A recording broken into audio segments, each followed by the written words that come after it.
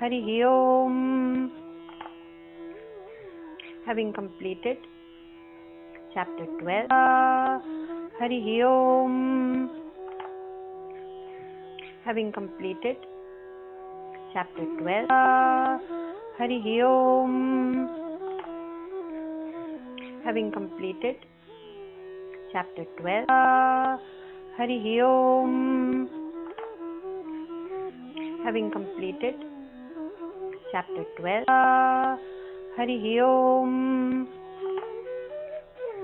Having completed chapter 12, Harihi Om. Having completed chapter 12, Harihi Om. Having completed chapter 12, Harihi Om. Having completed chapter 12, Harihi Om. Having completed chapter 12, Harihi Om. Having completed chapter 12, Harihi Om. Having completed chapter 12, Harihi Om. Having completed chapter 12, Harihi Om. Having completed chapter 12, Harihi Om. Having completed chapter 12, Harihi Om. Having completed chapter 12, Harihi Om.